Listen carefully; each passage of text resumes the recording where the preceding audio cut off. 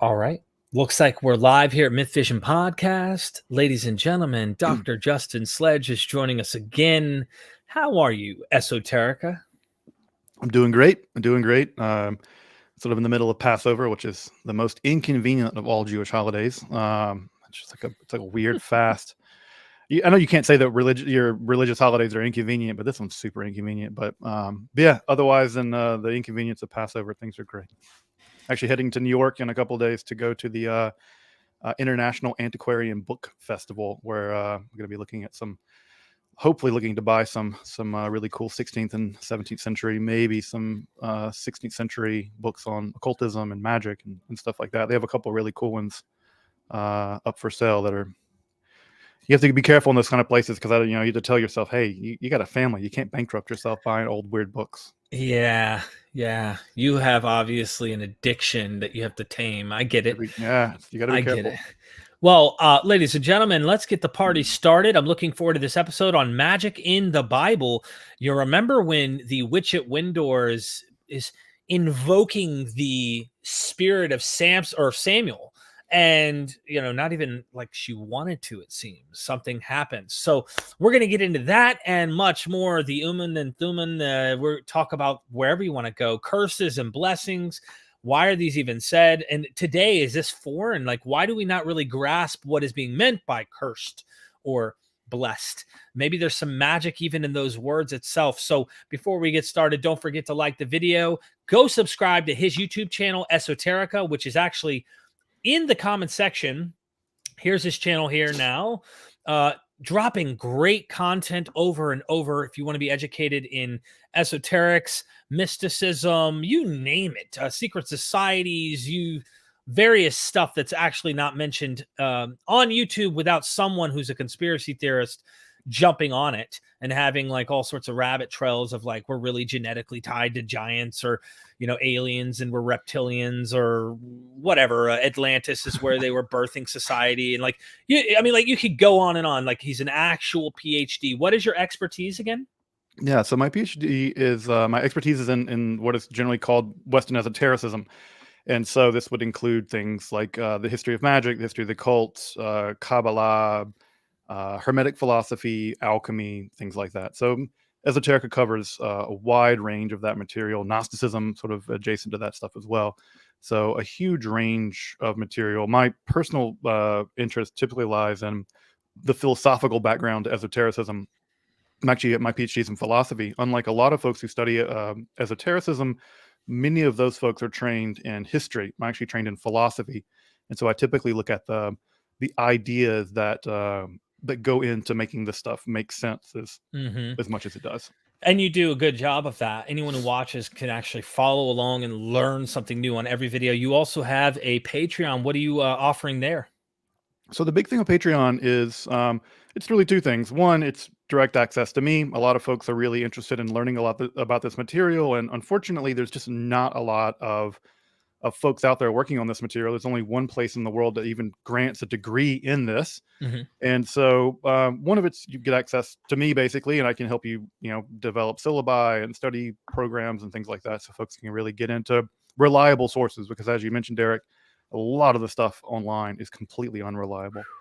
It teeters off into, just nutty, crazy people. And people and this crazy part about that is there's so many people following that kind of material. Oh yeah, it's because there's nothing else. Right. Prior to Esoterica and a couple other channels, there was basically nothing. And if you wanted to learn about this kind of stuff, you had to go to these kind of crazy people. And that's part of the reason why I started the channel, was basically to present information that's reliable, because clearly lots and lots of people are interested in learning about it. And it's one of the things I really respect about what you do, Derek, and is that if scholars aren't here on YouTube and putting correct ideas out there, putting scholarship out there, the void gets filled with crazy.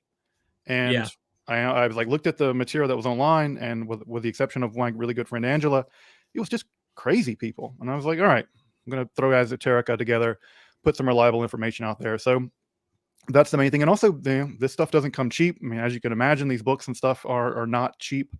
And so basically it's also funding me being able to make this kind of material some of this stuff isn't even translated. I was just working on an episode for next week. And this is a 13th century Cathar piece of literature, and there's just no translation really of it. It's just in Latin, and if you want to have access to it, either you're going to have to learn to read Latin or get some crazy person like me to do the work for you. So I'm glad I met you, man. I'm Yeah. glad I met you. So I hope more people will go subscribe, help you, support you at your Patreon. You do this now, like your channel came up out of nowhere. I had no clue about it actually, and then when I found out, I was like, whoa. This is good. This is good. So more people can get some sane conclusions on what's going on. And yet you're engaging with the material so that people understand, yeah, you get into the kooky world of the ancients. You're really wanting to take people there to get how do you put this? Relate, actually try to understand what they were thinking and why without actually making people think this is really true and you must believe this actually is the case and that really aliens and giants and no. I think we can take, in the same way I take religion and the Bible, I can take religion, the Bible, I can take esotericism seriously and not take it literally. Right. We can take, as scholars, I can take Gnosticism very seriously. And I think it's important to take it sympathetically, even. If you really want to understand it, you can't come at it with a dismissive attitude. Exactly. It's like, oh, these people are just weird, old ancient weirdos who didn't know anything. And if you have a dismissive attitude, you're not going to deeply appreciate how they develop the ideas. Now, me presenting the ideas in a sympathetic way doesn't mean that I throw criticism and skepticism out the window. Right. No, right. I agree. It means that I have to weld those two things together and say, we can be sympathetic to why people believed in magic or alchemy. And at the same time, I'm not committed to believing in alchemy. I don't believe in alchemy. I don't think it's a real theory of anything anymore, at least. Right.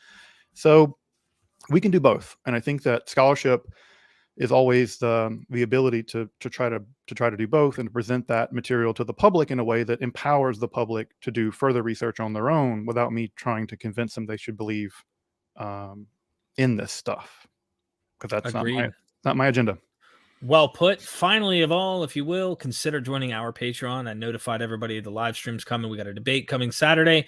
Lots of fun stuff. Early access to hundreds of videos. You go down to the bottom and you hit load more. And wouldn't you know, there's probably, 180 videos that I've never put on YouTube that are on my Patreon. Maybe more. I've not counted in a long time. But there are so many. So consider helping us here. We're going to keep bringing you the content. I will let everybody know, anybody who's super chatting, we will get to your super chat. I really appreciate everybody showing up today. And we're going to talk about magic in the ancient world, something that I never really thought about in any depth. And I made the thumbnail the other day. I was like, this was an awesome story that I read in the Bible where Saul is like not listening to the current, isn't it Nathan, the current prophet? Or something to the effect where he's like waiting for the Lord to give him a word on what's going to happen in the battle against the Philistine. And he decides he's going to go do it on his own. Right. Yeah. And what ends up happening is that, and this is what's interesting about that story, I guess we can get into more, is that Saul does try to go to the legitimate means of divination, which is interesting because that means that there were legitimate forms of divination. There were legitimate ways of telling the future.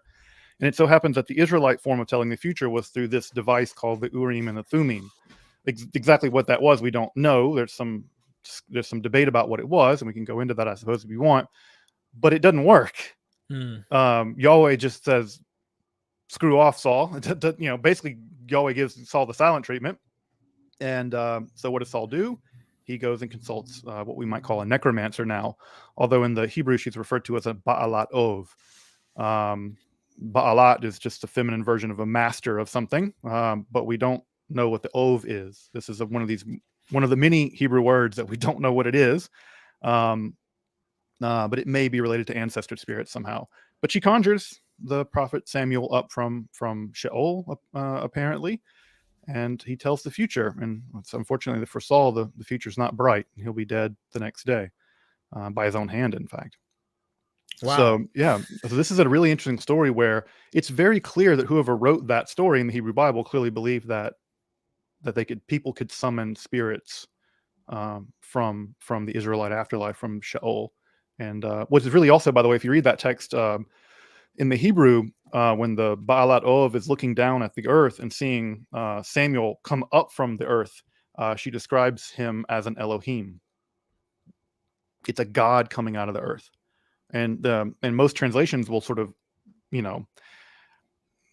the Bible, people translate the Bible in all kinds of bad ways, and they will often translate that away because it's inconvenient that the text says that it's an Elohim coming out of the earth, and so they'll translate it as spirit, but literally it doesn't say that. It says that there's a God coming out of the earth. So it's that whole sequence is very, very weird. And something that makes me want to ponder further is, how there's this abolition, if you will, of sacrificing humans, but it works when you look and find out in certain places. Yeah, it tells you not to do it, but it works according to the biblical narrative. In certain places, you're like, and I can't remember where this is.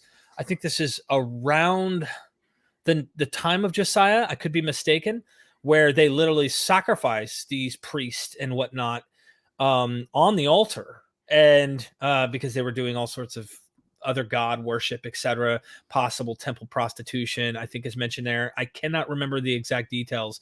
I could be wrong in where I'm at in the Bible in this, but that they sacrificed the child, and this might have been one of King David's sons. I can't remember. All I know is it worked. Now, one can look at it practically and go, yeah, they didn't want nothing to do with it. This was horrible. Or you can imagine a superstitious mind thinking this actually, even though it was evil, it magically caused something to happen. So it makes me think of this witch of Endor, witch of Endor, and what's going on here. And then, of course, makes me wonder how often there were people like that possibly in the ancient world, that were people they'd go to summon spirits, or my suspicion that it was endemic. I mean, I say that it was endemic because we know that in every other civilization it's endemic. Like every other civilization develops magic. If you look at ancient Israel's neighbors, in any direction, magic is the rule. So if you look at Babylonian society, we have very complex magical, both magical and anti-magical magics that are like the Maklu ritual that's preserved in ancient Akkadian. So we have that's preserved. Egypt has thousands of magical spells in terms of controlling Heka, the Egyptian word for magic. So that's endemic in Egypt. We have similar kinds of spells up there from the Ugaritic period and the Bronze Age. So there's no reason to believe the Israelites would have been different. And I think that the greatest indication to me that the Israelites weren't different is the fact that we see these prohibitions in the Hebrew Bible. There's repeatedly in the Hebrew Bible, there are these prohibitions about very specific practices. And I know that when people see them in English, they'll see things like soothsayers or diviners or whatever. We actually don't know what a lot of these words mean. So again, there's a part of me that just wishes that translators, when there's any doubt about what a word means, just leave it in Hebrew. And that would communicate to the readers how bewildering this text can be. But there's constantly prohibitions against it. And so that just tells me that when you have these very technical prohibitions, that you cannot be a Ma'onin, you cannot be a Yedaoni, you cannot be a Baal Ov, you can't let a Mechashefa live. Clearly, those are technical words for what Israelites were doing, because the Torah, the commandments aren't binding on anyone else. So the prohibition is only a prohibition for Israelites. And the fact that they're prohibiting it tells you that there were people doing it. Right. Now, this is another problem that we find is, I'll give you an example. When I got into astrotheology, trying to see if there's some type of astrological symbolism in the Bible and that the stories aren't literally true, but might be telling something of astrology, Christians who would hear this would like rebut and go, no, they're not allowed to do astrology, because they'd find these prohibitions against equating God with the celestial figures or something to that effect. And I'm thinking, that's really general. Like, they're not against magical thinking and magic. It's the kind of magic that they're against, and only very specific practices. Overall, magic is a good thing. Yeah, can you tell us? It all depends on how you define magic, right? Magic is always what other people do that's bad. I mean, magic is what we would call an othering term, right? Even the word magic, our word magic, right, comes from, it's a Greek word describing what Persians did. And of course, the Greeks hated the Persians. And so what the Greeks did was religion, and what the Persians did was magoi. It's bad, right? Right. So even the term magic, as we've inherited it, is an othering term. So when the Israelite monarchs were going to the high priest and having the high priest divine the will of Yahweh by consulting this Urim and Thummim, which is had something to do with the ephod, the chest plate that the high priest wore, then no one ever thought that was bad. It was clearly divining the future somehow, but it was completely legitimate divination. But if you went to the Yiddaoni, whatever that was, probably some kind of necromantic practice, that was forbidden. Well, again, and again with astrology, is this similar to saying if you go down and buy a dub of weed from your dope dealer instead of going to the store that's taxing it from the dispenser, you, yeah. it's like we need to control our people and come to the temple, come to the priest, make sure we're taking care of our own rather than black market magic, so to speak. Of course, yeah. And I think and we see this happening politically and theologically in the Hebrew Bible. Hezekiah and Josiah are, of course, the most famous examples of this. Josiah is actually really extreme in this regard. They often refer to it as Josiah's reform, but I typically call it Josiah's Inquisition because I think that's a far better understanding of what he did. Because for him and Hezekiah, and those are the only two Judahite kings that get any positive praise from the writers of the Bible, they hate the rest. Not only do they want to greatly restrict magical practices that are being practiced by the Israelites, but they want to consolidate even Yahweh worship only in the temple. And they destroy Yahweh shrines that aren't in the temple. For instance, the Yahweh shrine at Tel Arad, which we were fairly confident were torn down during the so-called Josiah reforms or Josiah Inquisition. And that whole business of, them finding a scroll on the wall during temple renovations and stuff like that. I mean, it's political theological propaganda about consolidating political and theological power, of which in the ancient world there was no separation between those two things, into the cult, into the Judean cult there in Jerusalem. And so it has to do, like you said, with legitimate supernatural practices and illegitimate supernatural practices, of which being a ma'onin or a chover of choverim, again, whatever these terms mean, they were things that were not legitimate, and they had to do with monopolizing supernatural power in the hands of Yahwists, first and foremost, but then specifically Yahwists associated with the Judean temple cult. Yeah, this is always fun to dive into because people just want to say, period. You're not allowed to do any of that. This is like a modern thing, I think. Christians have said that. And I know I remember saying it, that any of this stuff is all no. And there's people who are cessationists who think there's no, like, these magical things we hear about that happened in the early church. It was a temporary thing and it cut off. It went away. So they're like the driest sects of Christianity you can get. No fun. Limited music on what you listen to during worship, the whole nine. Like, it's just, you should know because the word of God says, and they're like, even a lot of them will kind of suppress the idea of experience playing a role in one's conversion or being in the faith and whatnot. So they're like completely try to separate themselves from any of that esoteric mystical aspect, and just presuppositional. The Bible says it's true. We've convinced ourselves everything in it's true, and therefore that's what we stand on, and that's it. Which is hilarious because in Judaism, it actually went the other way. So in Christianity, I'll say this generally speaking for Protestant Christianity now, that there's sort of a general idea that anything to do with magic is bad, therefore no magic, not even like Dungeons and Dragons or Harry Potter. Like, it's evil. Like, yeah, it's evil. It's a gateway drug to the occult or whatever. What's interesting in Judaism is that things went the other way in some ways. Because because Jewish law, halakha, is so determinate about exactly what the Torah says, the Torah forbids very specific things. It says you can't do this, you can't do this, you can't do this, you can't do this. Now, because the Torah isn't clear about what those things are, we don't know what a ma'onin was. And so the rabbis are a yiddaoni, right? So the rabbis have to debate what a yiddaoni and a ma'onin is, because if it's forbidden and it's a death penalty case, well, then clearly you can't do that. You can't do that. But this is where things get interesting. If you look in the Babylonian Talmud, which is basically the seat of the development of Jewish law, in Tractate Sanhedrin, which is where all the death penalty cases really get hashed out, obviously they have to deal with magic. They have to deal with what magic is because it's a death penalty case. And what do? they say, well, we don't know what a lot of these things are. And so they have to go through and say what's allowable and what's not. And what's interesting is because the Torah is so narrowly defining what you can and can't do, all kinds of other weird practices survive. So just as for instance, one of the practices that survives and is allowed by rabbinical Judaism, it is allowed by rabbinical Judaism, is you're allowed to create artificial people called golems. Now, I don't know about you, Derek, but if you told me that you made an artificial person out of clay and brought them to life, I'd be like, that damn well sounds like magic. Right. But you're allowed. That's completely allowed. Hmm. Right. And so astrology, it's Tagniut is what it's called in the Babylonian Talmud. It's Tagniut.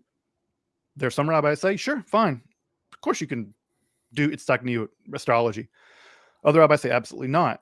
But the Bible never says, lo it's Tagniut. It never says don't do it's Tagniut. You can't do it.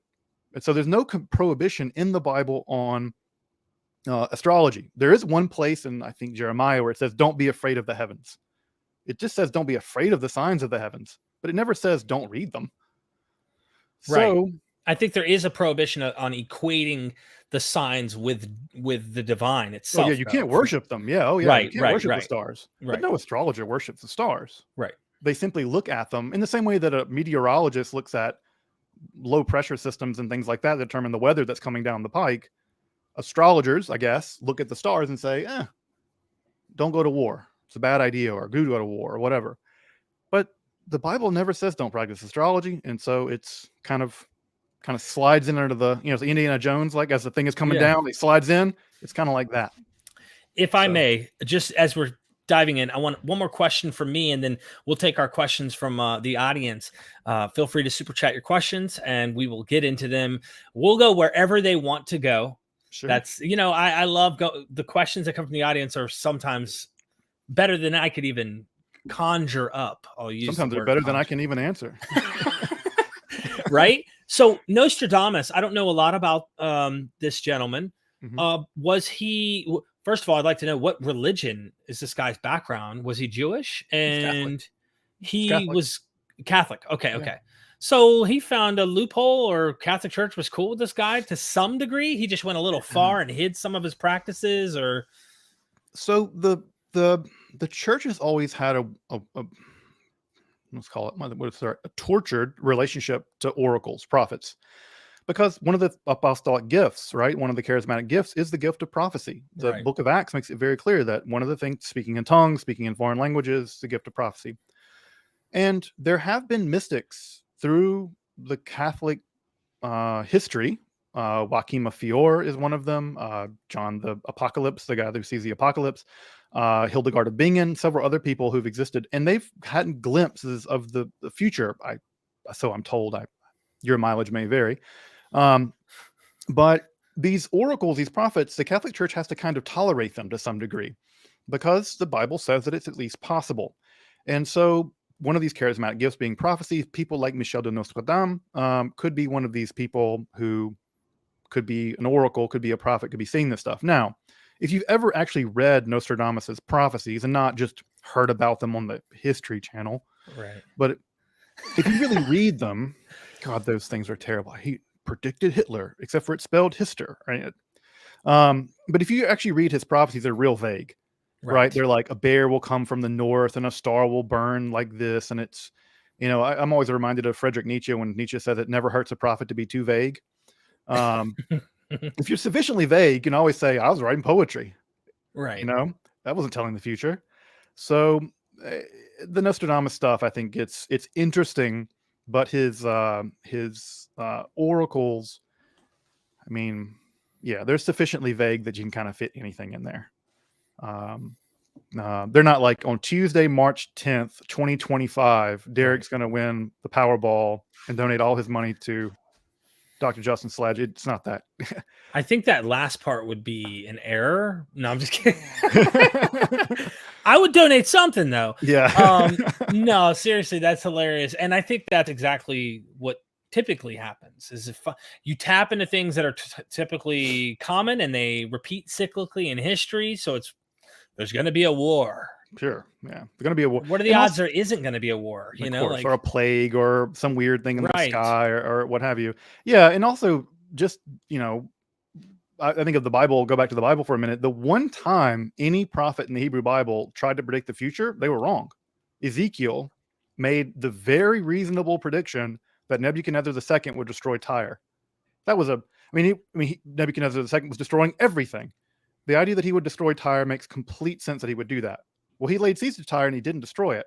And to this day, there are biblical apologists still trying to sort out. It was, you know, they have to do these mental gymnastics. Tyre doesn't really mean Tyre, or it'll get destroyed later, or da da da da da da. But it's the one time, really, in the Hebrew Bible where someone makes a relatively reasonable guess about the future, and the one time they do it, they end up being wrong. I hear Daniel also, though, in later chapters of Daniel, there's like perfect predictions, which means it's probably written after. Yeah. Then everything's wrong after that, like what is expected to happen. So I guess if one wanted to categorize that as well, that'd be another place where it fell. But that would be the earliest one I think you're talking about is in Ezekiel. That's clearly Jeremiah seems to also be a flat out flop. This idea of the 70 years, and then they're like, 70 weeks, 70 weeks a year. Yeah, they had to torture, you know, all this stuff in Daniel. And also, again, Daniel's those later sections of Daniel are actually describing the Maccabean War, which is really interesting that the writer of those sections doesn't describe the fact that the Maccabees win, which seems to me that the writer dies before the actual battle, the Maccabean War is over. Which is interesting. Like, one wonders what exactly happened there. Did the writer of that text just die in the war? Because clearly, if they would have, having won, he'd have wrote about that. Of course. But he, you know, it's and it's not clear also that the writer of that section of Daniel is on Team Maccabee either, which is interesting. Because the Maccabees were country bumpkin Taliban, you know, Jews who were more interested in torturing other Jews and fighting the Greeks ultimately. Which that's a dirty secret that no one wants to talk about with Hanukkah. It's so much so, by the way, that that whole miracle story that you get in rabbinical Judaism is precisely because the rabbis are so uncomfortable with the violence of the Maccabees that they don't even preserve those books. It's the Christians that preserve them, because the rabbis are like, we don't want our stories to be a bunch of Rambo, Taliban, you know, these guys. So, wow. I think anyone who reads about the Maccabees, you know, if you're a progressive minded modern person, you don't want to be, I would not want Maccabees living next door to me. I'll tell you that, which is ironic because my office is in the Maccabees building here at Wayne State, named after them. Wow. Thank you so much for all that. Yeah. I'll dive into some Q&A then. Robert Herring as first one on the scene. Thank you for jumping on here early. Opinions on Freemasonry, Blue Lodge, Scottish Rite. So what can I say about Freemasonry? There's not just one Freemasonry, as you mentioned, right? There's several different lodges. Scottish Rite Lodge is it's them and there's a French lodge, the Licona, that are a little more esoteric-y. What's really interesting about Scottish Rite is that the structure of Scottish Rite Freemasonry informs both the Hermetic Order of the Golden Dawn, which is one of the big classic occult organizations of the 19th and 20th century, but also the temple rituals in Mormonism and the Church of Latter-day Saint are also directly based on some Scottish Rite Freemasonry. Now, they changed that. I think the LDS movement changed the temple rituals in the 70s because they were like, this is Freemasonry and we don't want to be doing this anymore. But Joseph Smith was very wrapped up in that stuff. So what's really interesting about Freemasonry is, I think under the hood of it all, I think people will be surprised to learn that it mostly in history was the hotbed of liberal ideas. When you think of famous American Freemasons like George Washington and people like that, most of what they were doing was pushing Enlightenment values, rationalism, liberalism, John Locke. And so in many ways, we think of them as being an esoteric organization, but in other ways, and this is also true of the Bavarian Illuminati, which is now wrapped up in all kinds of nonsense, but the Illuminati also was mostly known for and were suppressed because they were against autocratic government and were all about liberal, progressive, enlightened values. So in that way, I think Freemasonry has had a really, really important, really decisive impact on world history. It's not because they're a secret organization controlling everything behind the scenes, as some people want to believe. It's because they were really about rationalism.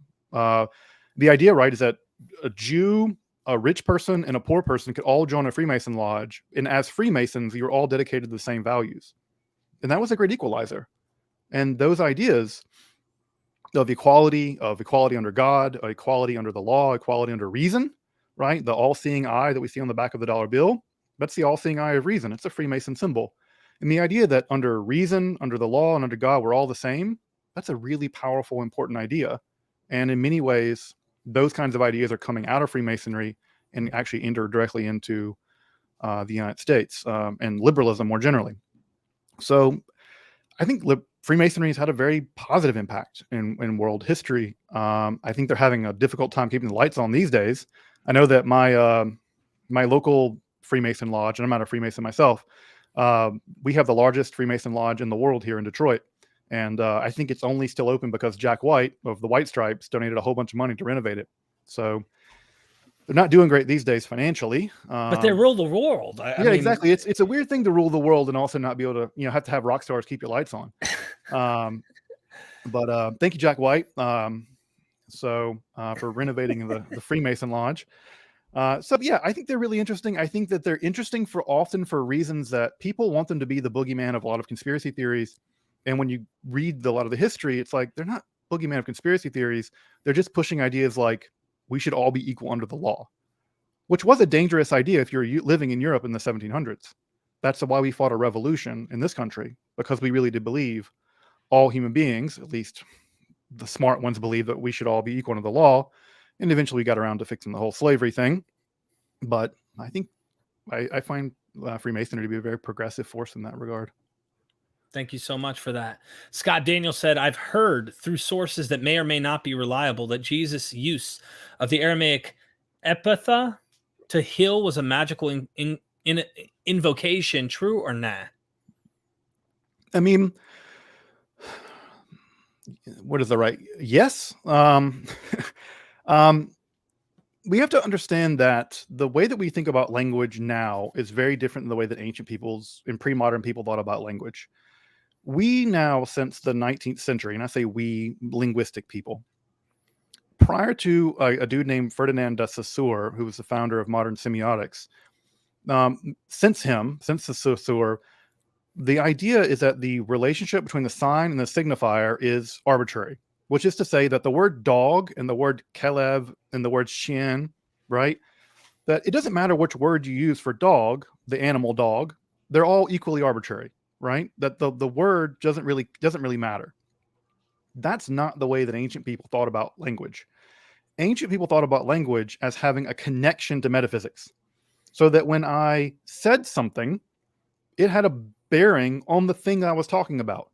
And we still kind of use this, right? We have this phrase, right? Did someone talking about you could feel your ears burning? The idea that somehow, or I know that there were people in my family who wouldn't say words like cancer because there was kind of a weird mojo associated with it. Yeah. Like they have the disease. Knock on wood and then they say something. Because right. There's some kind of way that there's still this hanging on idea that language and reality are interrelated. And that when you say something, it might have a bearing on reality, metaphysically speaking. So sure, when Jesus says things in Aramaic, and there's an interest there, 7 or 8 different places in the Greek New Testament where, for whatever reason, they preserve the original Aramaic words that Jesus spoke. They can't quite agree on his words on the cross, because sometimes it's in Hebrew and sometimes it's in Aramaic. It's hard to have 2 sets of last words, but the writers of the Bible can't quite sort that out. But yeah, there's the idea that when he says certain kinds of things, it probably had some kind of magical power. Now, the most famous example of that, not spoken by Jesus, but spoken in Aramaic, is abracadabra. Abracadabra. It's an Aramaic phrase. It means that you shall open as I speak, right? Kadavra means as I speak. So, or as speech happens, the Aramaic is all garbled. But sure, in that way, it would have been very common to use what we call a word of power to generate some kind of effect in the world. And surely Jesus, when he was engaging in the miracles that he engaged in, most of which are healing and exorcisms, then he would have used various kinds of techniques available to him to control supernatural powers and supernatural beings. The most classic example, of course, is in the process of exorcism. You have to learn the name of the demon that you're exorcising, and we see clearly Jesus doing that kind of work when he's exorcising people. I would say also that if Jesus weren't known as a Messiah, he hadn't become attached to this religion, he'd have been known as a pretty famous Galilean exorcist. Because that was sort of, if you look through the miracles, I think most of them are exorcisms. And he would have been known pretty famously as an exorcist. In fact, some of the few sources we have of Josephus and stuff actually mention him as such. And he'd have gone down with other kind of miracle workers in the Galilee, like Hanani Mendoza and Choni the Circle Maker, as one of these guys who was sort of roaming around the Galilean countryside doing magic stuff, supernatural stuff. So sure, it's a kind of magical word, but it's not magic in the sense of forbidden magic. It's just the part of the way that ancient people thought about the relationship of language and causation. Also, in like Galatians 1, I hear Paul, when he curses anyone who literally is teaching another gospel contrary to the one that he's preaching, let him be accursed, let him be damned, or our English might say an anathema, etc. That I've heard is a curse. Oh, yeah. He's not just saying like, kind of like today, like, you know what, man, curse that guy or whatever. Like you're not seeing the connection here. He's literally repeating it twice too, to try and like cause powers. Oh yeah, he's trying to damn these people. He's trying to cause God to kill those people. And that's there is actually still to this day a ritual in Judaism that it's a weird ritual. It's called pulsa denura, means fiery lashes. In Judaism, you're not allowed to pray for someone to die. It's not allowed, even bad people. You can't pray for them to die. But what you can do is pray for the angel of death to audit their sins, sort of like the IRS auditing your taxes. And if they find that you've committed a sin that you've gotten forgiven for and shouldn't be, then you can be killed that day for that sin. And so it's sort of like a kind of way of praying for someone to die. People do this to Israeli politicians all the time. They pray the pulsa denura, and so yeah. I mean, again, now that what's the advice that Job's wife gives to Job? Right, he's suffering enormously, and Job's wife says, curse God and die. Yeah. Literally, the Hebrew says, "Bless God and die." It's a funny taboo replacement thing. But yeah, she says, "Curse God and die." And the idea is, yeah, when you do that, God will bring down God's judgment upon you and kill you. So yeah, Paul's throwing shade. He's trying to get people killed. It makes me wonder if there's something. I'm rabbit trailing here just because it's on my mind. In Acts, where Ananias and Sapphira, is it Sapphira? I can't remember her name exactly. The two people that withhold the money and get struck down. Is there something magical there? Is there something implied magically? Yeah. I don't know that magic's at work there. I do like the fact that there's all these people who kind of have this kind of crypto-Marcionism where they claim that the God of the Old Testament was mean and jealous and angry, and the God of the New Testament is hippy-dippy love. And I'm like, you study those guys? God struck those dudes down for holding back like $50. Right. Like, because they didn't want to go full communist with the whole Church of Acts. Exactly. And God just struck them down. And so I'm like, is that the hippy-dippy God that you guys like? Are you weird Marcionites?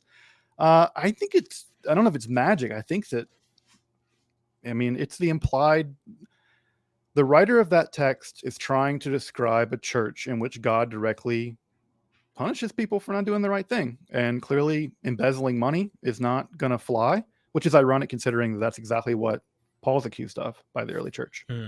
It's embezzling money. So maybe it's also a crypto threat. That's why, like, when you talked about Marcionites, just to throw this out there, I think most of the scholars who would think there's something Marcion going on, at least potentially in the New Testament, they would say Acts was not part of that agenda. That Acts was part of the harmonizing and orthodoxizing, if I could use the term, of the Marcionite movement with other movements, but there might be some incognito jabs at what you're talking about here. So yeah, interesting stuff to think about.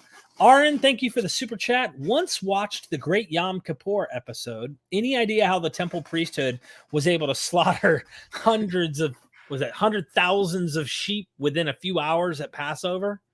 So So one, the temple priesthood, when you think about the amount of sheep and stuff being killed and all of that, it's probably the case that they're doing double duty and they're slaughtering some amount of animals in the temple as reflective of everything else.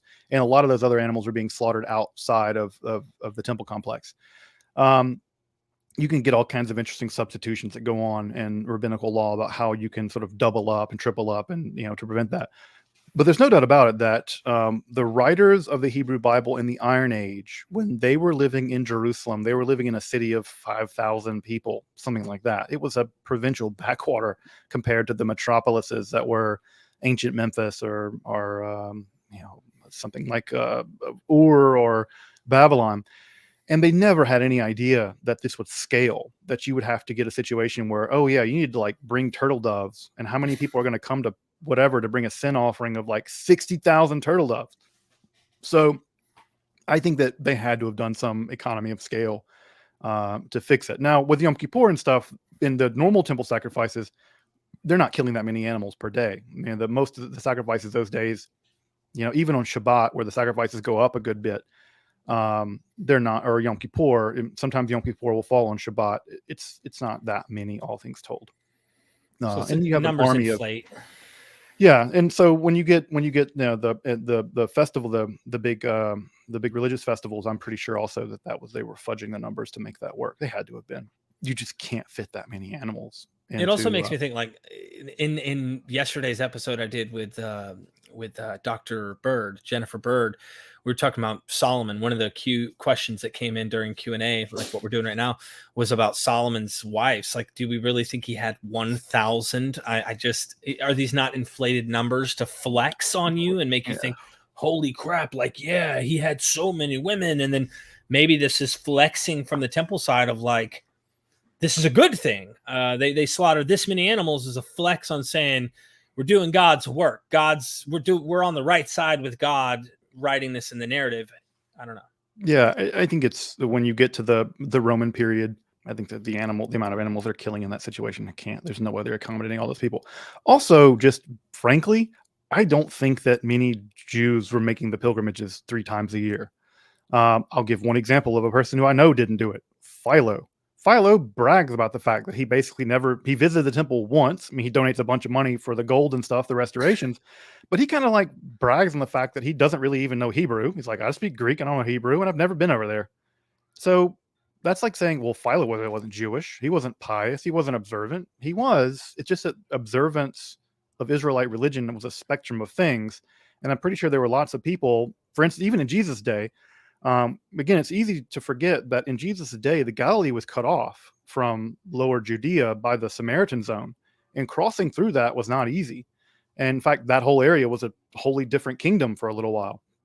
And so doing that pilgrimage to go back and forth 3 times a year for Sukkot and Pesach and all this, I don't think everybody was doing that. I just don't think that was logistically possible.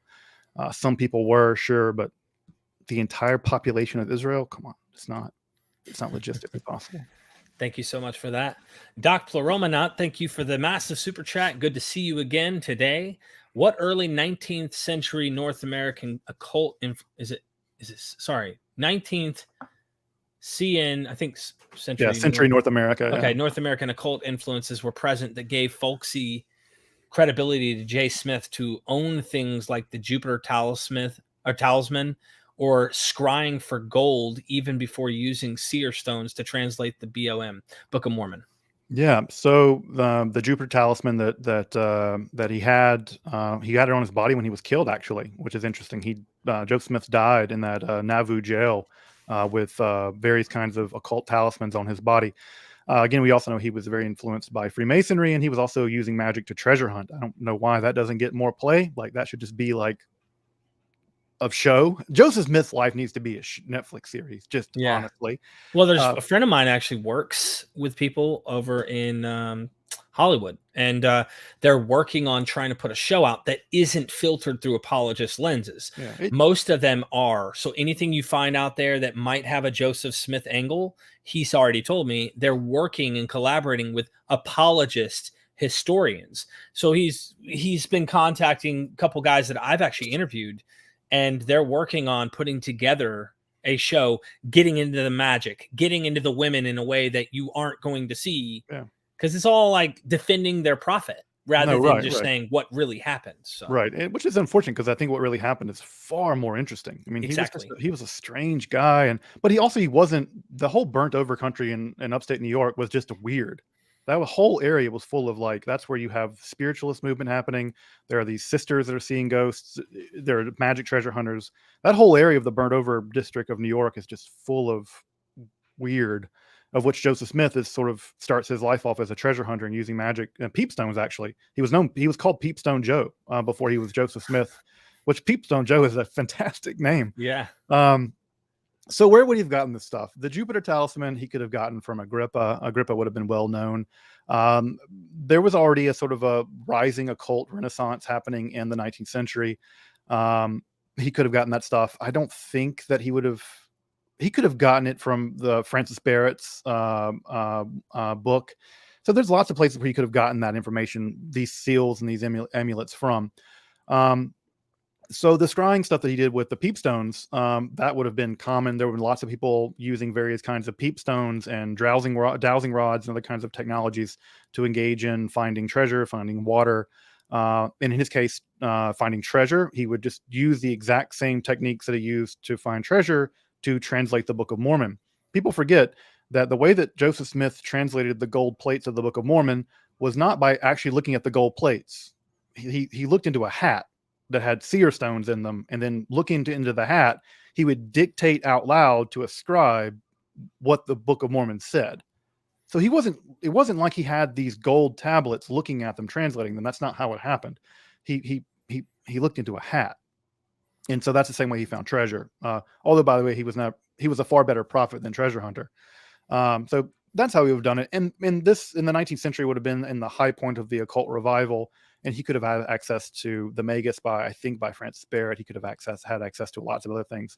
So these kinds of talismans and things like that would have been in vogue, even fashionable, for folks to have back then. So yeah, I think that the occult background of the LDS Church doesn't make it sinister.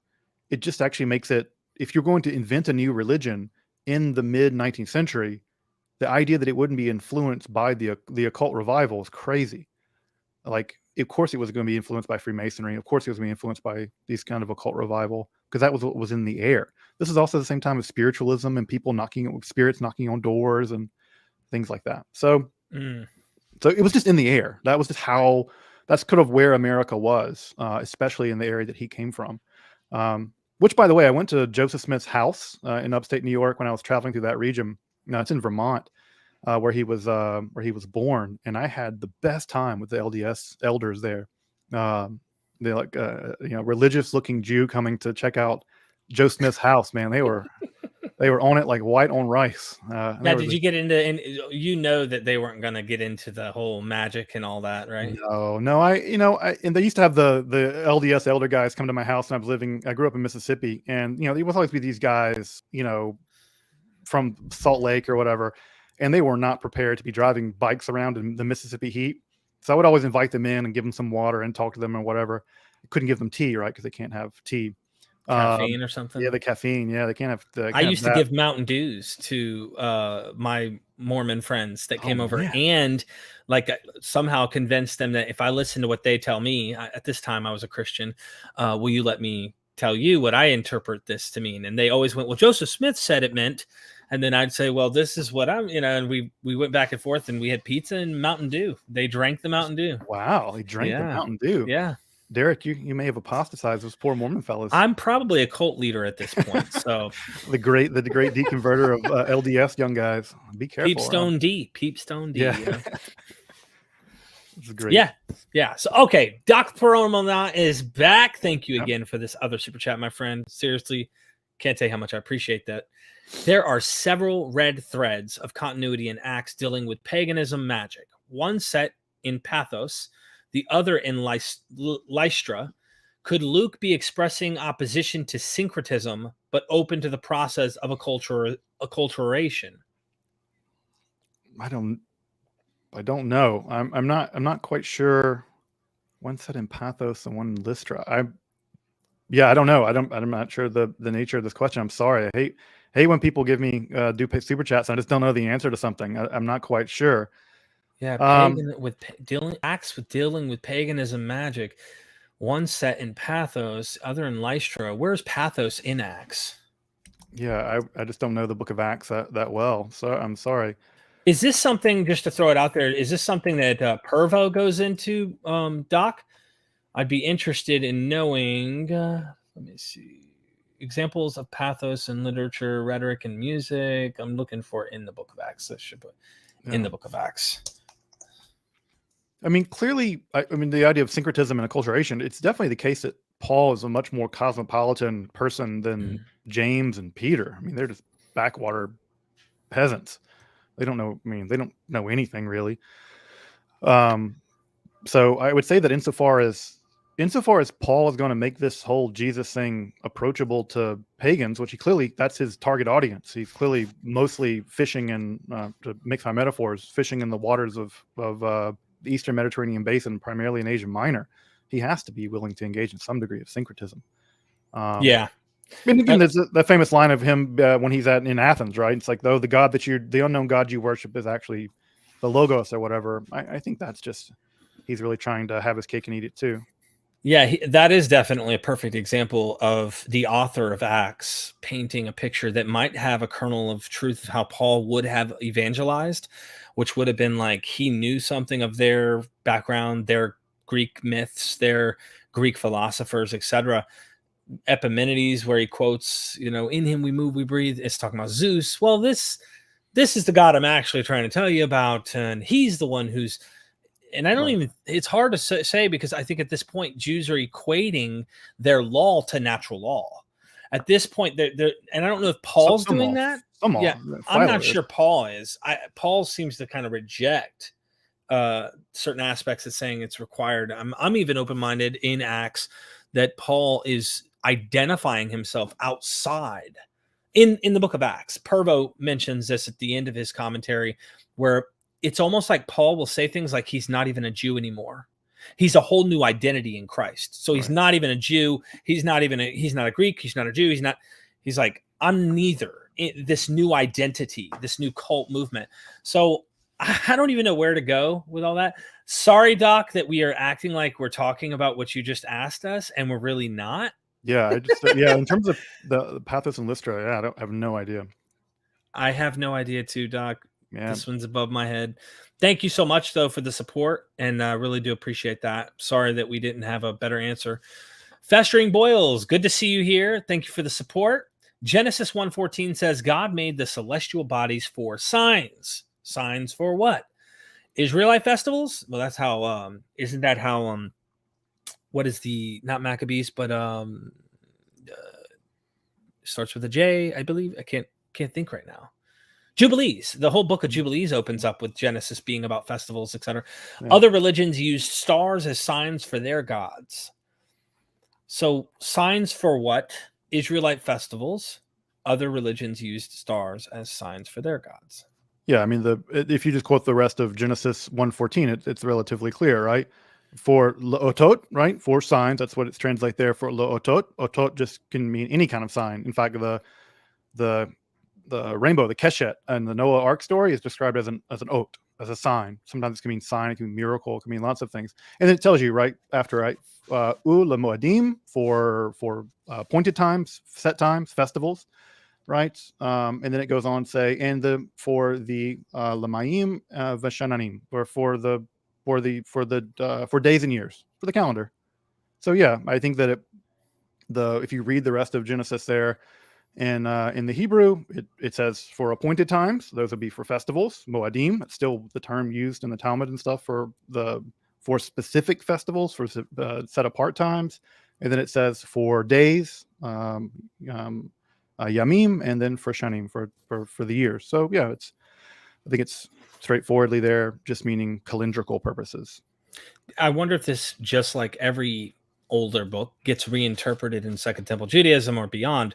I'm wondering if they're reading into this and saying signs here might be something of like prophetic signs too. Like Makes me wonder if that's how it was, especially after they get in touch with Persia and the Magi and things like that. Right. Makes you kind of wonder. Be a little after. I think that here otot, I think it just literally otot. I think all it means is like sign in the sense of signpost. Like when the sky is like this, you know it's Passover. When the sky is like this, you know that it's Sukkot. When the sky is like this, you know it's this. So I think that their otot in Hebrew it's using the word sign, not in the sense of miracle like it uses in sign in the way that uses it for the Keshet, the rainbow, and the Noah story. I think it just here to mean signpost. Like, got it. Like you look at the night sky, it's like, oh, it's Sukkot, or it's Rosh Chodesh or whatever.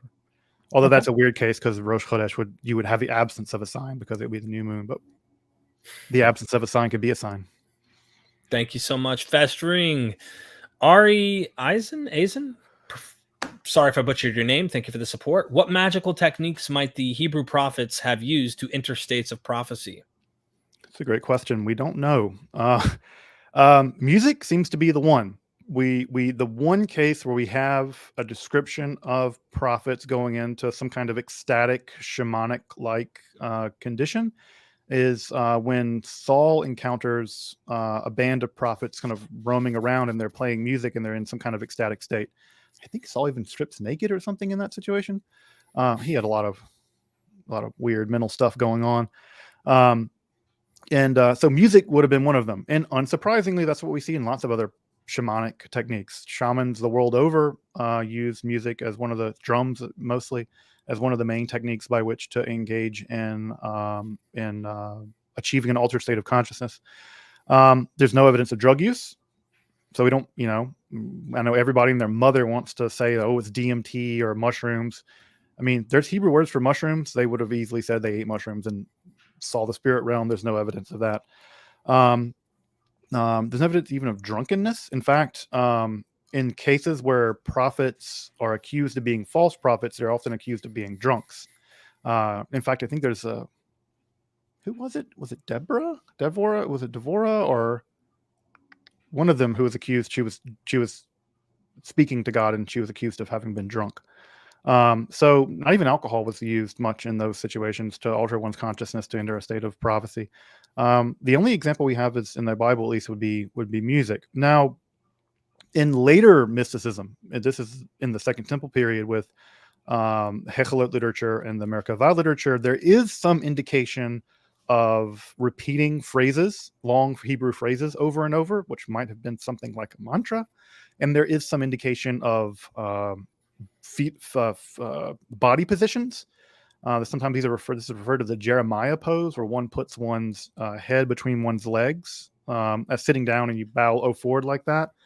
And there's some indication of maybe breathing techniques, but these are all mentioned in such vague ways that it's not like hyperventilate, make your blood go to your brain, and that's the going theory, right? It's something maybe like mantras and yoga and drums, and it just looks a lot like what we see all over the rest of the world. And if that were the case, I'd be utterly unsurprised. But in terms of evidence, we just don't have a lot of evidence. It makes me wonder. Yeah, there's a lot there, and you don't need those psychedelics, if you will, in order to enter certain states.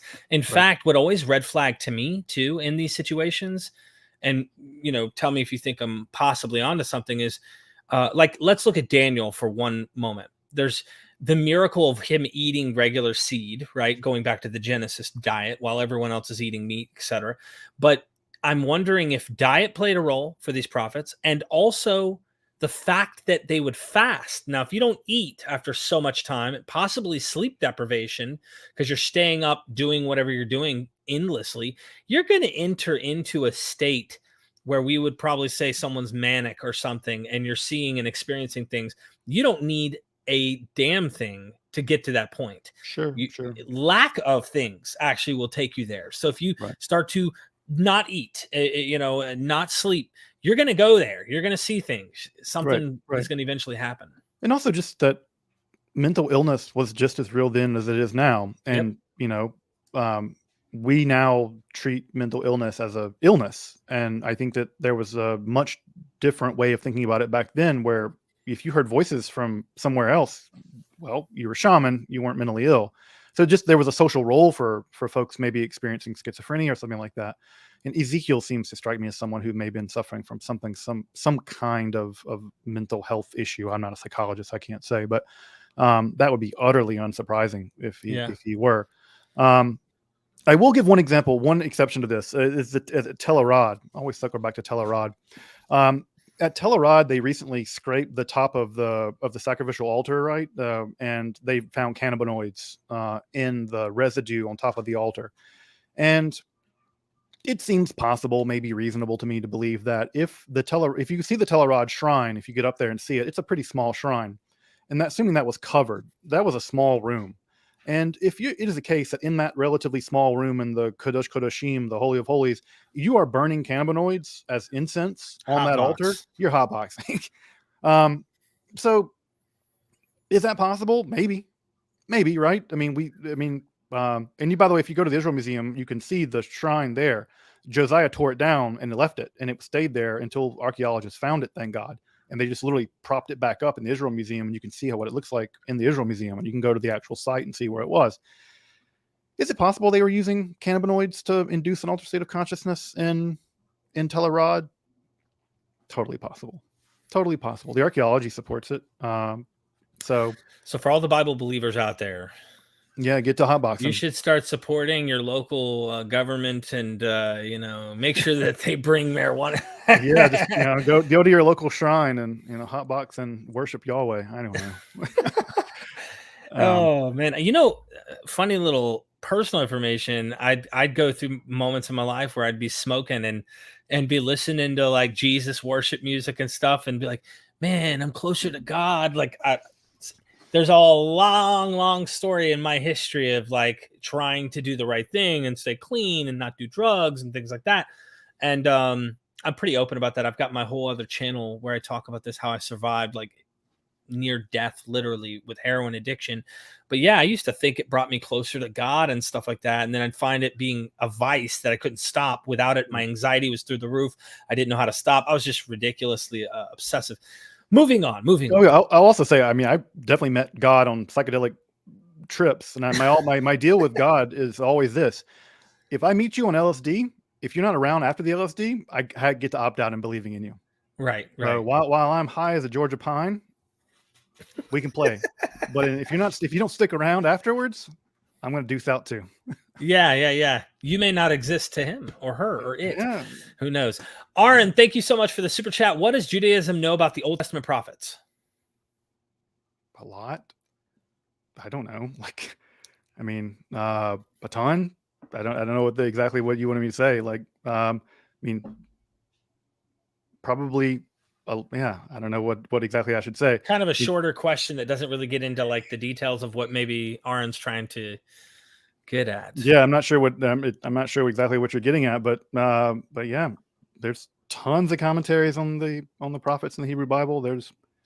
Judaism is very well versed in Hebrew Bible prophets, and one of the reasons why Judaism has to be very well versed in Hebrew Bible prophets, as you can imagine, what Tovia Singer would say, is that the prophets have been wielded as a weapon against Jews for 2 millennia now, and quoted out of context and quoted in all kinds of bizarre ways to indicate that the coming of Jesus or what have you. And you best believe that Jews have had to get pretty cozy with the prophets to do things like anti-apologetic work. So a ton. Judaism has lots and lots and lots to say about the prophets. Thank you for that. Aaron, if I didn't answer it, or if you had something specific, please try to remind me. I'll try and keep an eye out. All right. Name equals Matt. Good to see you here. You changed your name. Thanks for the great episode and the intro to Justin. Hey, we did one before, and that's why I try, if you're like, these are your first few episodes, to kind of reintroduce you. But yes, please go subscribe. I have pinned his YouTube channel here in the chat at the top for everybody who's here. You must go watch the things he has. I'm telling you, if you don't want to be cursed. So, Yeah, I'm not going to do the cursing, but I know a guy. I know a guy or two, or somebody that has that kind of capability. Cursing power. Gregory Bloomfield, thank you for the super chat. Let me make sure that I didn't miss a statement from you, my friend. I really appreciate the support. Seriously. And the beard. The beard is, it's competitive. I think you and him have something to challenge each other with here. Beardos. You guys are a bunch of beardos. Doc Pleuromonaut, I did not see anything, so thank you for the support. Doc Pleuromonaut, thank you again for that super chat, my friend. What's the likelihood of Jesus' possession in the Synoptics being a late literary invention, as it would level charges of magic sorcery on their founder? Maybe his existi was historical or just reporting a Jewish polemic. Jesus's possession in the Synoptic Gospels, the idea that Jesus himself was possessed, that is a claim that some of the Pharisees make against him. Maybe you mean his exorcisms, but yeah, I mean, it's clear that in the New Testament, the Jewish establishment accuses him of engaging in illicit magic. The most clear example is when he's accused of driving out demons by using other demons, which was a common technique in ancient exorcism. My favorite example of that is using the demon Pazuzu to kick out the demoness Lamashtu because she was scared of him. He was always using demons against other demons. It was a pretty common technique back in the day. But the idea of him being possessed, I don't remember. Is there a place where I mean, there's a couple places where I think he's accused of being possessed by a demon. Well, since we're up to speed on the super chats and his was the last, Doc, please elaborate for us. I'll be keeping an eye out as we continue, because the way that is phrased, it makes it sound like Jesus' possession. Right. But maybe, I don't know. I don't want to put words in his mouth. Doc always has like a deeper sense of things. But the fact that at least engaging in exorcism, I mean, he wouldn't have been the first. You know, that was lots of people were engaging in exorcism. In fact, even the Dead Sea Scrolls, we see certain psalms set aside as being specifically powerful for their use in exorcism. Okay, so he responded, and then I also have a follow-up from Aaron on that previous prophets knowing prophets in Judaism. Doc Plurima, only in Luke do the scribes accuse him. All three synoptics accuse him. John carries the tradition. Yeah, I'm not sure what it means. Like, accuse him of being possessed? Yeah, accuse him of being possessed, Doc. See what he has to say. And then the other one, while we wait on that, because we can multitask here, is Derek, the information about the prophets' lives is very limited in the Old Testament, except for Jeremiah. Does extra biblical info exist? Yeah, I mean, there's lots of extra biblical info. It's not reliable. I mean, there's the letter of Baruch, and there's a couple of things. There's apocalypses and epistles and stuff like that that are written that are pseudepigraphical literature that are not historically reliable. They're interesting, but they're not historically reliable. I guess is also worth mentioning is that while we don't have, to my knowledge, any references to Israelite prophets mentioned by outside ancient Near East texts, we do have an example of Balaam actually mentioned outside of the Bible, and that's in the Deir Allah plaster that does mention Balaam, son of Beor. So he must have been well known outside of the Hebrew Bible. And he's mentioned several places in the Hebrew Bible as a non-Israelite prophet. And he again gets mentioned in the Deir Allah plaster. So that's an example of someone who was famous as a prophet who existed outside of the text. I don't think there's any other evidence of prophets mentioned in the Hebrew Bible mentioned somewhere else. Although we do have examples of Israelite prophets mentioned in other texts that don't get mentioned in the Hebrew Bible. But in the Bible itself is kind of halfway about these prophets. They don't, I mean, sometimes they like them, but sometimes they don't. It's sort of a mixed bag in terms of what to do with these people. Back to Doc Pluroma. He says, yes. So this is referring to Jesus being possessed. Right. Yeah, and so he goes a little further and says, so was he cuckoo for Cocoa Puffs, or was it a Jewish polemic? Was he accused of being possessed? I'm pretty sure that he was accused of being possessed. That was I can easily imagine that his opponents believed that he was possessed by a demon. I mean, I don't think that it would have been difficult for Jewish people in the Second Temple period to believe that there was a Galilean guy who had magic powers. I say that because there had already been some. Mm-hmm. And so Choni the Circle Maker being the classic example, and the rabbis have a weird relationship with him as well. So I think they'd have been like, yeah, of course, he's an exorcist. He has healing powers. Those guys were a dime a dozen. I mean, I think that they were just sort of roaming the countryside. And I think that people would have been like, okay, this guy's especially interesting in this regard. And I think that when you want to try to own the fact that he does have some kind of magical powers, and you don't want to claim that he has them from God, well, there's only two teams. I mean, so he has to get them from the devil or something. So they don't rule out the authenticity of there being spiritual stuff going on. It's just they just give it to the bad guy. Yeah. I think that's Azazel or the devil or whatever. Beelzebub or yeah. So I think that there's just no the Jesus movement, and again, we're talking about by the time it gets to Jerusalem or whatever, or in the major cities, the few times that Jesus goes into some of these big cities in the Galilee, he had a following enough that no person in their right mind could go, nothing's happening here. Like, clearly he's attracting people. People are coming to him to get healed. He has some message that's attracting people. And by the time he gets to Jerusalem and basically starts a riot, gets himself killed, he had people coming in with him. Like, he had an entourage of people. He was some kind of charismatic leader. And so the idea that he had supernatural powers would have been completely within the wheelhouse of people's understanding of him. It's just where the supernatural powers came from. And were they demonic ultimately? Did they come from was he a magician? Was he a goes, right? The Greek term goes, a wizard.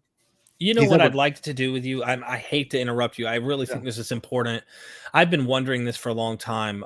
Jesus, the magician, trying to dive into, we don't even need to know about Jesus's acts, but let me try and phrase this. I've thought about this for a long time, like how I'd want to word this. I would like to know what the practices were when we use the term magic in these times. So what was it that they commonly did? I'll give you an example. There was the trickster idea of making water turn into wine. And these were some of the elements. You cover your thumb here that causes pressure in this jar and you pour out water. And trick, yeah. Right. There's a lot of tricks that you can find that they were called magicians who had these powers to turn water into wine, whatever. But as far as the acts of magic, I would be interested because it's a very broad field. It goes into everything from like casting a spell of love, hoping the girl that you love falls in love with you, to having crops grow on your harvest, or having money find its way to you. Weird stuff. Even today we do this kind of stuff. People do this kind of stuff today. But I'm interested in knowing, what would he have done that would have made him accused of being a magician, and what kind of activities qualified as that. Like today, we see Pentecostal preachers extend the length of a foot, or level out the evening of their hips are not level and one leg's longer than the other. So look, notice the legs are straight, or there's all these hoaxes going on. And it makes me wonder, what was actually the actions of a magician and tricksters during the time? Would he have been categorized in those kind of things? And even if it wasn't him, let's say Jesus is just that we have such bad data on Jesus, we can't really know. What are examples? Honi the circle drawer. What Simon Magus? What did they do? If we were trying to rationalize what was happening, right? How would we explain that to our audience? I'd love to do an episode. We get some stuff with Jesus. I mean, we do know that his healings were typical of the kind of healings that other people did. He spit into mud and rubbed people's eyes. What's interesting about that miracle, of course, is that it changes over time. That as the Gospels get older, it requires less and less of him to actually physically do anything to heal people. But I think in John, he just walked past the people's house and their faith heals them. It's not even, he doesn't have to spit at all. His powers are growing from the reach. It's like your uncle catches a fish, right? The fish is this big, and then the fish is this big, and then he caught a whale or something. So I think the story just gets magnified in the telephone game of the Gospels.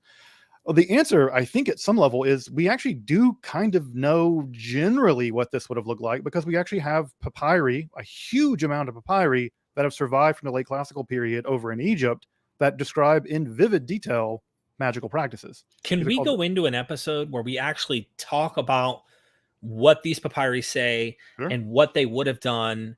Like today, if we today were watching them do this on a street corner and there's 200 people, like, whoa, what were they doing? And how would we have looked at this and went, this is what they're really doing? And everyone's thinking this is real, or whatnot. There were certainly frauds, but there were definitely people that were actively practicing magicians. And the Greek magical papyri, We have a ton of them. So yeah, we can absolutely go into, and we could look at some specific spells about sort of what this stuff was. And this is everything from like using goat bile to, make sure insects don't get into your house, to summoning headless gods to tell the future and stuff. There's a lot of weird stuff in there. Now they do date a little. They're 2nd and 3rd century. They do, 3rd and 4th century. They do date after Jesus, right? But they're probably at least still in the wheelhouse of the kind of world of magic that would have existed in the Eastern Mediterranean basin that we can get some idea. Although I don't think, and again, I don't know the New Testament by the back of my hand, and I certainly don't know it all in Greek, but I wonder if there's any case in the New Testament where Jesus is called a goes. That would have been the term for wizard. The goes is like that would have been the no-no term. And then I wonder what would have been called in Aramaic.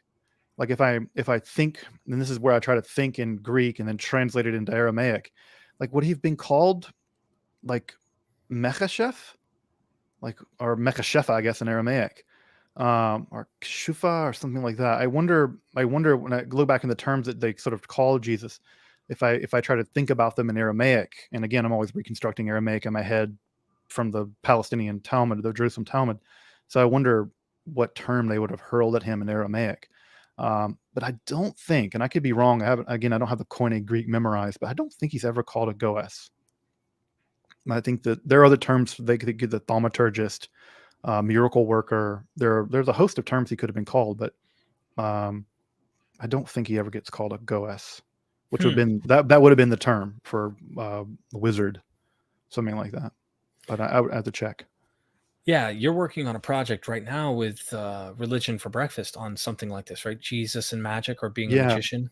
Yeah, Andrew and I are working on a shared episode where he's going to basically go through the Morton Smith hypothesis. And I think he and I both agree it doesn't work. I think Morton Smith is wrong about that.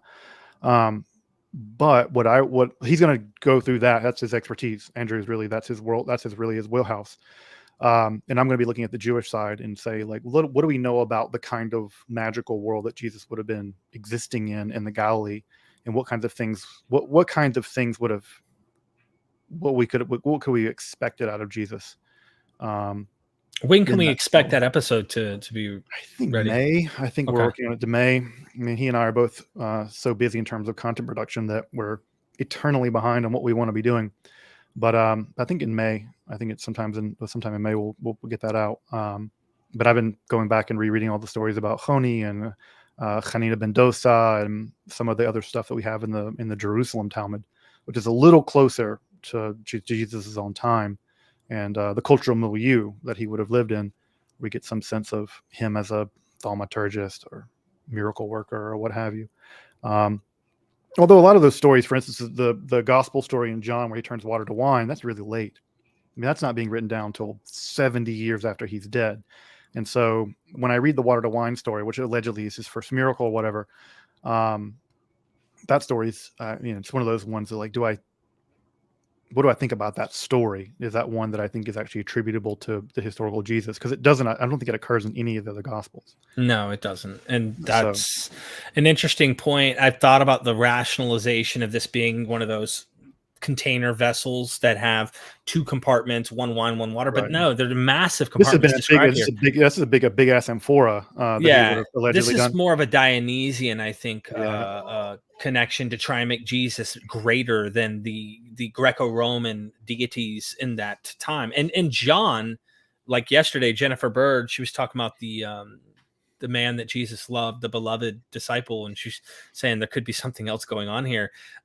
She points out, though, that the Gospel of John is written to a Greek audience, or at least a non-Jewish audience, because it's highly anti-Semitic and it's late in the game. It's certainly anti-Jewish, and also it's highly the first 18 verses is crazily philosophical. It's the most philosophical the Gospels ever get. Right. Those first 18 verses that reads like a piece of middle Platonic or Stoic philosophy. With, of course, the big cocktail twist is that the word is made flesh. That would have blown the socks off a lot of people. But that was, and I think when you read that, I think that the literary flair of that is very apparent. That line, "and the word was made flesh," I think that was meant to be shocking. So, and it is, if you think about it in the context of Jewish philosophy and Philo and other kinds of people at that time, people would have been like, yeah, and the word is God, sure. And then the word was made flesh. What? Yeah, now it's immortal. Like, huh? And then it would have been, let me tell you about it. And that would have been the rest of the gospel. So it's a hell of a hook. Yeah. Wow. Clever. Jason Sobek, Lord of the Four Corners, thank you for the super chat, my friend. Importance of Merkabah and Hekalah material. Yeah, so what he's referring to is what is sometimes referred to as the temple or palace mysticism. This is where Jewish mystics would descend into the palaces of God in order to get a glimpse of the divine throne. You could also sit on the divine throne and be transformed into an angel. This is what happened to Enoch, apparently. It becomes the angel Metatron, which always sounds like a Transformer name to me. Like, it's like Metatron just sounds like a 80s robot. But yeah, it's clearly the case that this was dating back to the Second Temple period. Paul seems to have some experience with this. There's that famous line in Corinthians where he says he knows a guy that's raptured up to this third heaven. I'm sure he's talking about himself. And we have similar kinds of things like that in other literature. And there's a huge library of this Hechalot Merkavah literature that survives.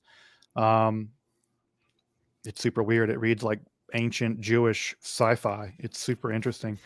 Although I will say that it's I really like that literature for lots of reasons. One of which is it gets the angels there are super creepy. These are not like cherubic, cuddly angels. These are terrifying militant warlords in the heavens that will kill you if you don't have the right passwords and all kinds of stuff like that.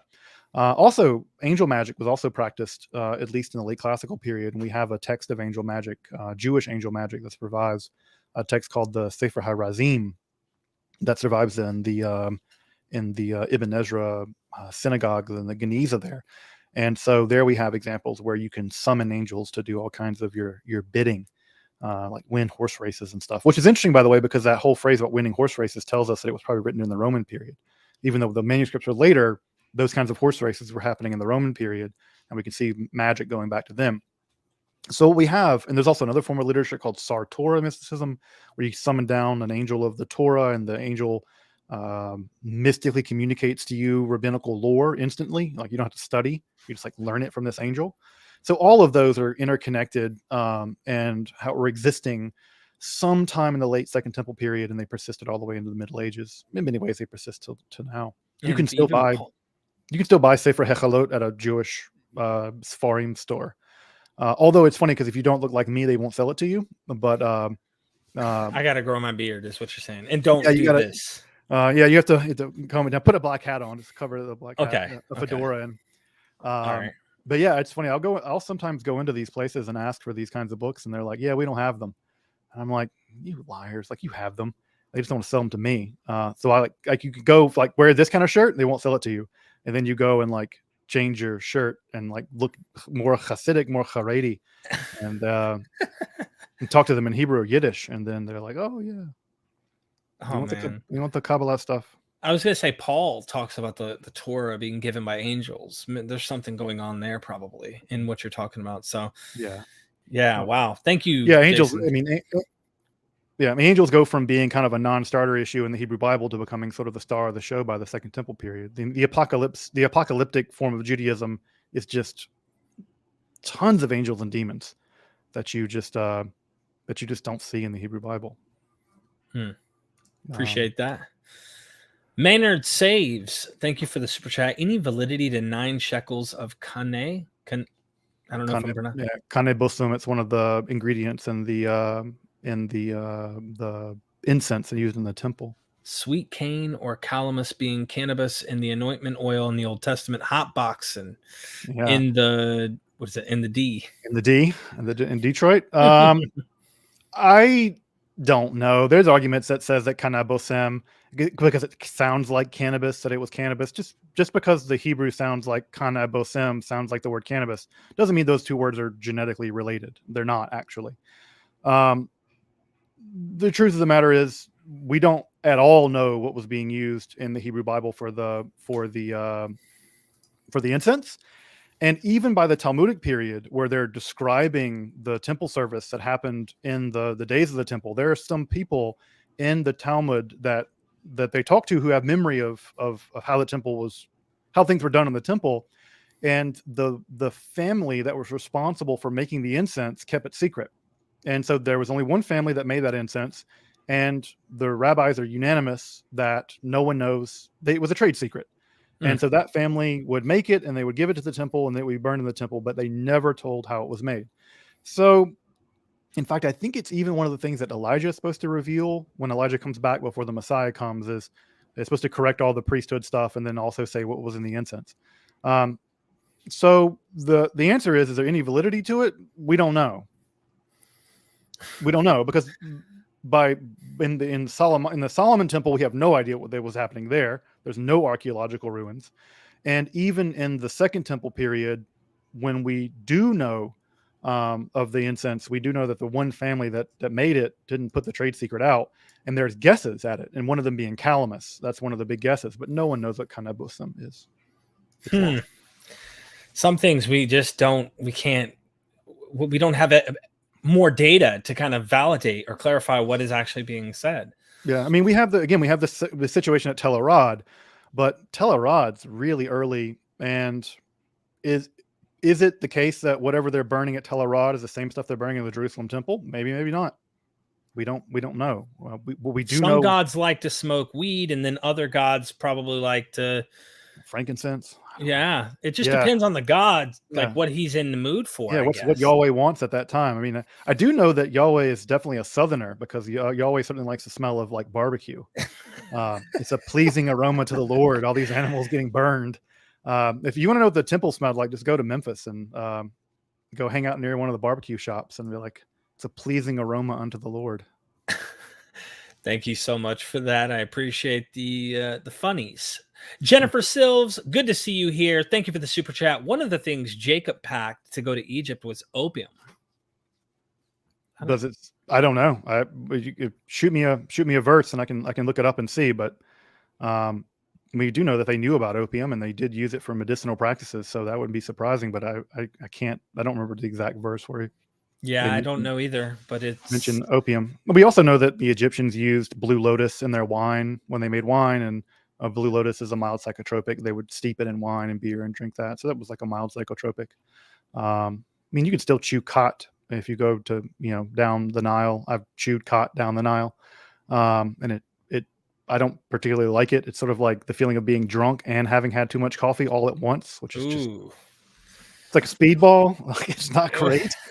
So there's but again, there's this weird desire, I think, on the part of people to really want to kind of drug up the Bible. But when the Bible wants to mention weird stuff, it's perfectly happy to mention weird stuff. And if they wanted to mention compounds, like, they're no stranger to mentioning people getting drunk and other stuff. So if they wanted to mention people using other compounds to alter their consciousness, the Bible certainly could have done that, and doesn't. Wow. Thank you, Jennifer, for the super chat. Appreciate the support. Now, Dr. Sledge, I'm going to wrap things up here with you, but I want everyone to know, why should they go subscribe to you? What kind of benefits in the magical, esoteric world will they reap if they go and subscribe? Well, you learn to do a lot of magic that doesn't work. Maybe it does. I don't know. I don't try it. This again, folks, I think that people are naturally interested in the fact that history is full of all kinds of things, magic and mysticism, Kabbalah, the occult, alchemy. There's just a lot of weird things in history. And I think that people are rightly interested in that stuff. And what you get out of Esoterica and the work that I do is scholarly, peer-reviewed, scholarly information about these things. And so if I go to look at a book like the Sefer HaRazim, a book of ancient angel magic, you're going to get a scholarly read on it. You're not going to get a bunch of, weird bozo, this came from Atlantis, written by Aryans with swastikas or some crazy crap like that. You're going to get what scholars actually say about this stuff. And that goes for alchemy, Kabbalah. So no conspiracy theories, just good academic, rigorous information. But also it's fun. I mean, I let this stuff be super weird and it's super fun and I try to have fun with it. So if you're interested in this kind of stuff, definitely come over and check out. I have a whole long episode on magic and Israelite religion. I have a 2-part episode on the history of possession and exorcism in Judaism and Israelite religion. So it's a lot of stuff like that. Also Egyptian ghost stories, and just a wide range of things that you would otherwise not hear much about. So let me ask you this, your audience, do you end up getting tons of messages, comments, if you will, from like the conspiracy theorists in your chat, I suspect? Oh God, yeah, it's pretty bad. I get a range of stuff. I get sometimes people will sign up for my Patreon and be like, oh, and I'm giving you money, so you have to give me like the real magic spells to like make my wife not divorce me. No way. And I have to refund their money. I'm like, hey, look, I really appreciate you supporting the channel, but I don't have that information. And then they get really angry because I think they're like that I'm holding it back from them. You're really an Illuminati guy. Yeah, that's really what it is. Yeah, like, and yeah, and I get that I'm part of some secret agenda to like. You should see it stuff, Derek. Man, I'm like that I work for the Mossad, and I'm like really pumping all these Christians full of occultism to like the synagogue of Satan. And we're not telling them the truth about that. We keep that secret. Yeah, that's only behind closed doors. That's when we're not on the live chat. Exactly. Yeah. Oh, we're live right now. Oh my God. Yeah. No, we were joking. We were joking. How about that local sports team? Yeah.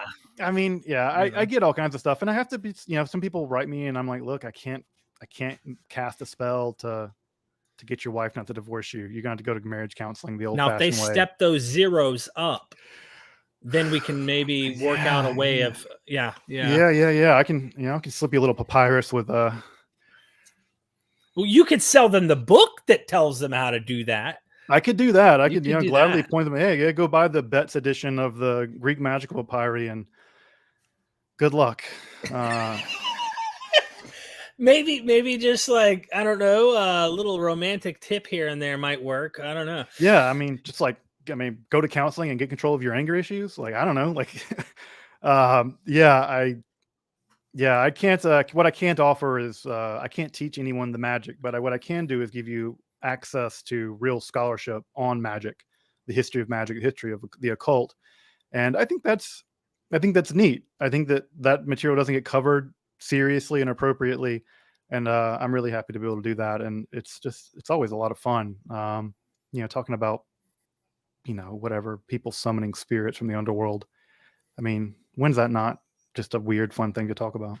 Absolutely. Now, I will say this, we are public, so I'm going to tone it down on what the real truth is here, but I will let people know, if you're interested in knowing this little one right here, though.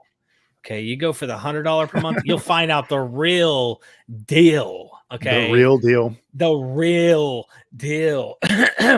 No, seriously though, go support him.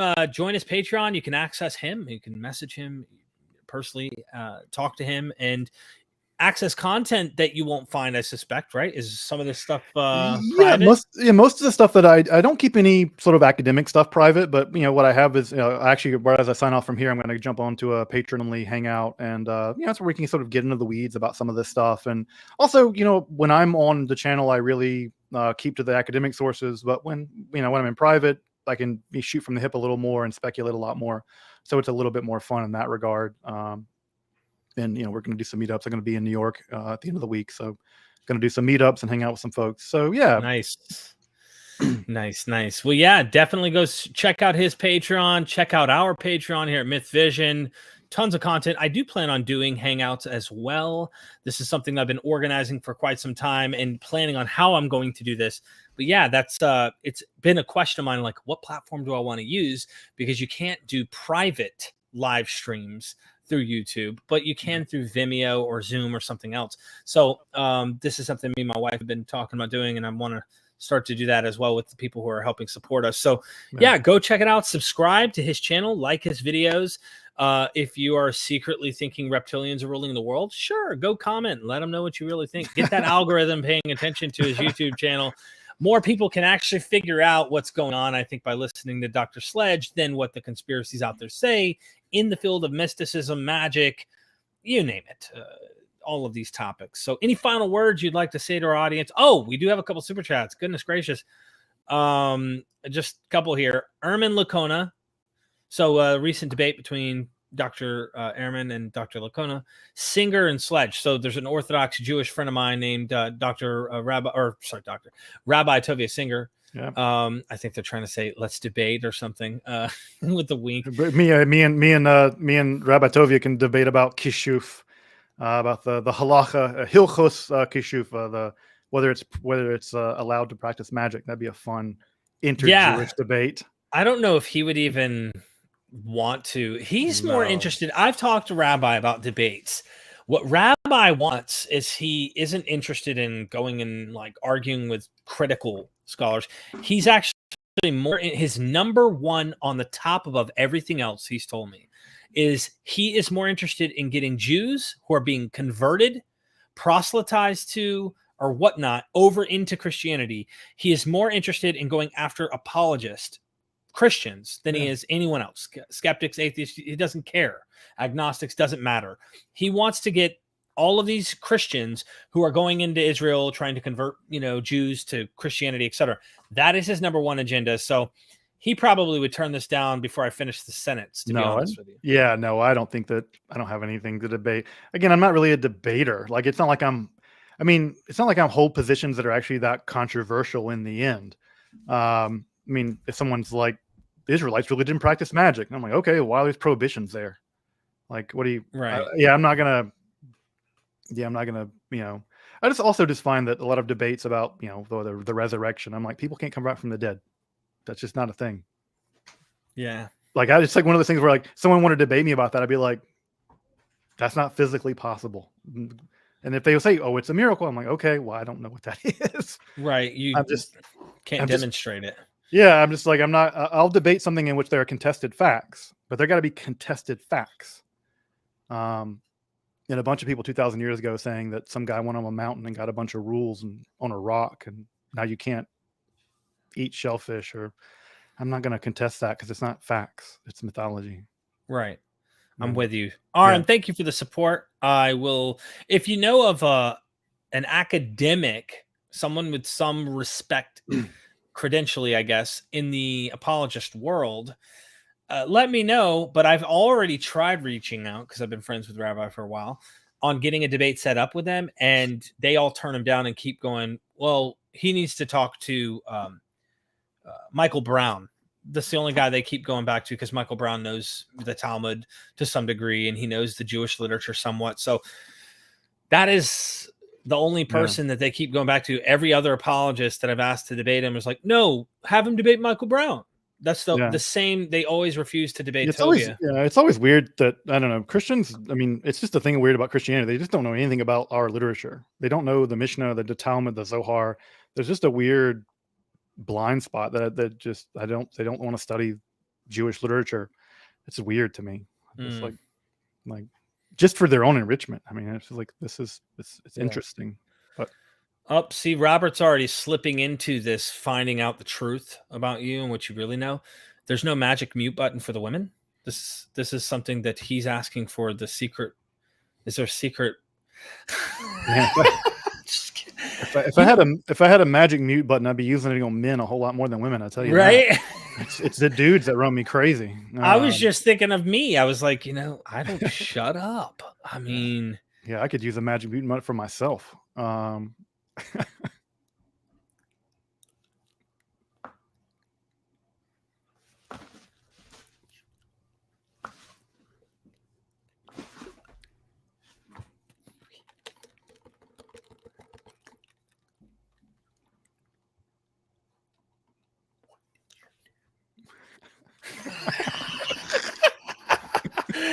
Oh, seriously though. Awesome. Robert, thank you for the super chat. You are awesome, Dr. Sledge. I look forward every time to doing more with you. I really want to get into what were they doing.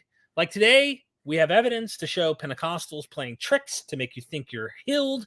They get you by music into hypnosis type state, and you're done. Hallelujah. And you're lost. So anything they say, you're just drinking the Kool-Aid and falling into the trap. All the endorphins and chemicals are being released in the brain. Next thing you know, you think you're healed because you're all like adrenaline's pumping, but really you have arthritis or whatever. Right. And then 2 weeks later, we're finding out you scammed me. What the hell? All right. Or you have the earpiece with your wife telling you what everyone's illnesses are.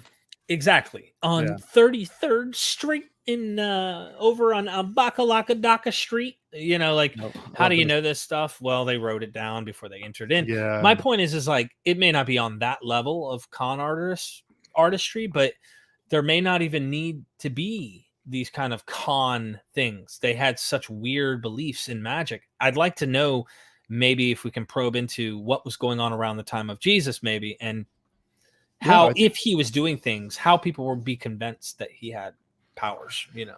Sure. Yeah. I think by looking at comparative magic, you know, some of the magic we have from that time period, we could get a pretty good glimpse of the kinds of things he would have had access to. But again, most of his miracles don't seem to involve a lot of equipment. It's, you know, spit.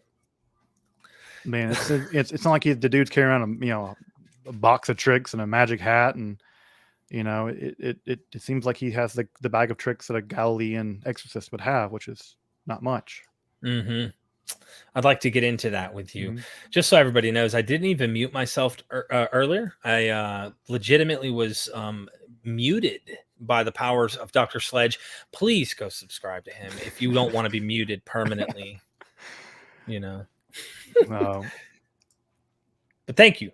Yeah, thank you so of course. much. Absolutely. It's always a gas. It's really great to be on. I really appreciate the work you do, Derek. Looking forward to Guts at Gibbon tomorrow, Erica. Looking forward to the takedown of this nonsense guy. So I really appreciate her, and I really appreciate her content. She's doing great work. So I'm looking forward to that.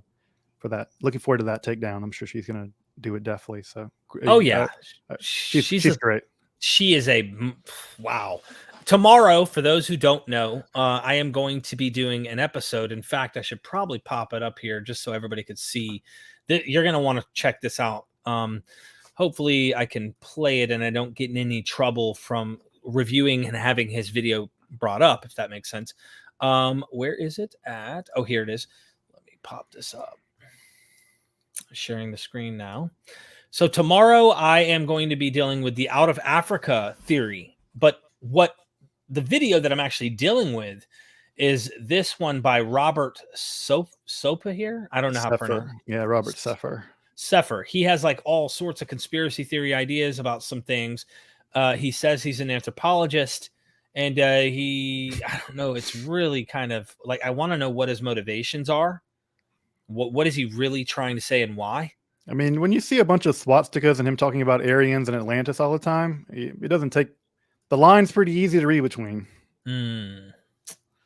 Yeah, so we're going to debunk that. We're going to deal with why the out of Africa theory makes the most sense. He wanted to argue right out the gate, it's just a conspiracy for politically correct people to come up with this idea, and that's the only reason why. It makes me wonder. Woke science, all that, the consensus of thousands of scientists is just woke nonsense. Right. God, so I can't wait to see what that's going to be. Tomorrow, Guts, it's bringing her scalpel, and we'll be reviewing the video he has. Yeah. Let's get rid of this nonsense. So no, for real. Yeah. So seriously, love you, man. Thank you so much. Everybody who's in here, if you're looking for the magical powers, the initiation level, I'll give it to you right here, right now. This is something that the whole world may hear and say and don't quite understand. That's okay. You'll get it as you continue coming back. But we are Myth Vision. Don't any of you have the guts to play for blood? I'm your huckleberry. That's just my game.